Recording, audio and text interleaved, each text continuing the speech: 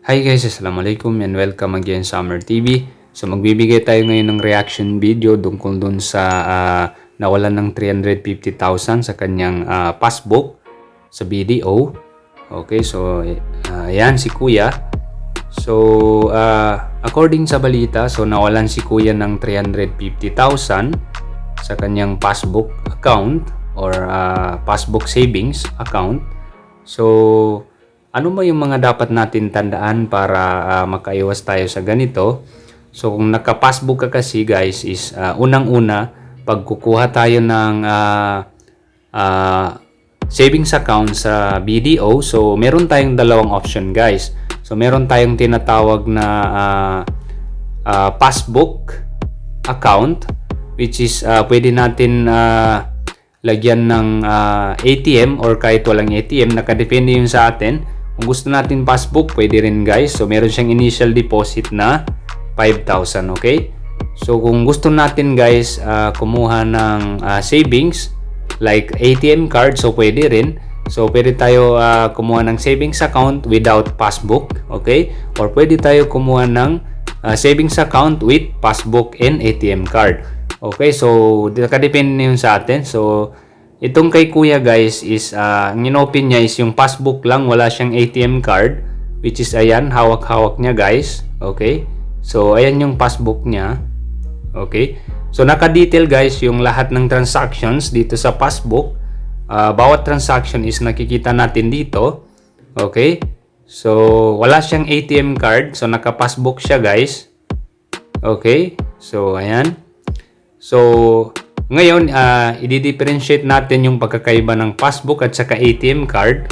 So, pag passbook guys, so for example, gusto natin mag-withdraw ng pera. So, kailangan pupunta talaga tayo sa bangko para makuha natin yung pera. So, compare sa ATM card guys, pag naka-ATM tayo, so pwede natin kunin kahit sang ATM machine. Hindi na natin kailangan pumasok ba dun sa bangko. So, itong passbook guys is kailangan pa natin pumunta ng bangko para mailabas natin yung pera natin. Okay? So, sa sitwasyon ni Kuya is nalimas daw yung 350,000. Okay? According sa balita. Pero ang problema guys is wala siyang online banking. So, pagkakita niya, wala na yung pera niya. Okay? Nalimas na yung 350,000 sa kanyang passbook account. Okay? So, ayan, makikita yung lahat ng transaction dito. So, based sa balita guys is ang ginawa daw is online banking, fund transfer. So, ang problema kasi sabi niya is wala daw siyang online banking. So, paano ba nangyari yun guys? Paano ba nalimas yung 350,000 sa kanyang passbook account? Kailangan pag kukunin mo yung pera mo, pag naka-passbook ka, kailangan papasok ka pa dun sa bangko. Okay? So, wala naman siyang ATM account. Passbook lang talaga. Okay? So, ayan. So, ayan. Sabi niya dito, sabi pa ni Kuya, passbook lang daw ang meron siya.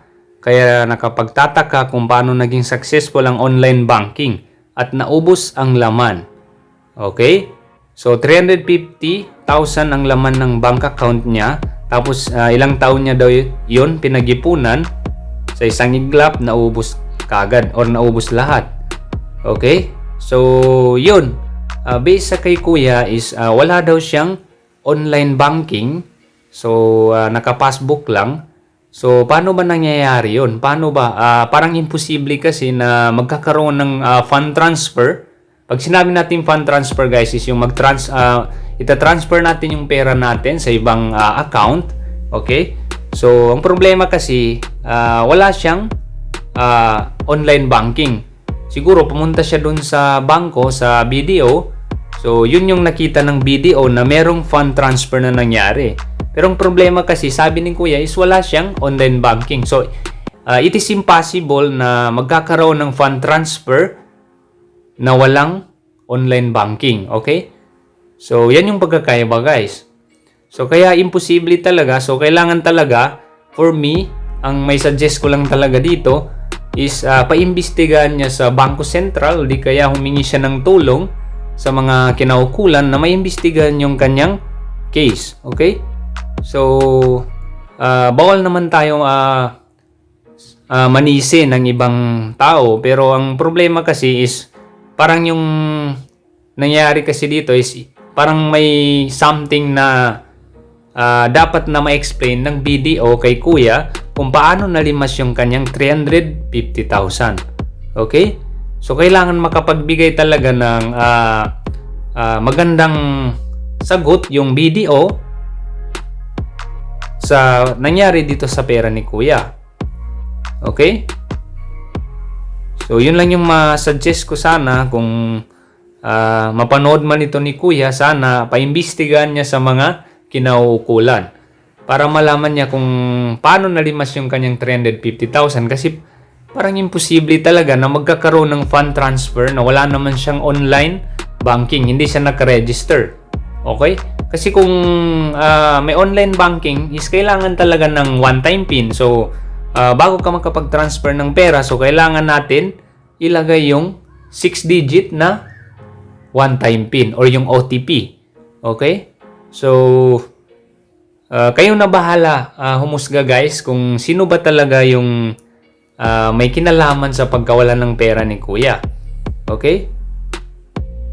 So, ayan, sana may balik pa rin yung pera ni Kuya kasi pinag-ipunan niya yan para sa kanyang anak na nag-aaral ng college. Okay? So, I hope this is the awareness or this is awareness for us na kailangan ingatan natin yung pinag-iipunan natin na pera. So, piliin natin guys yung pinaka-the best na bank na dapat nating lagyan ng ating pera. Okay? So, I hope nakatulong ito sa inyo. Thanks for watching and don't forget to subscribe to Amber TV for the latest videos na aking i-upload. Sukran and wassalam.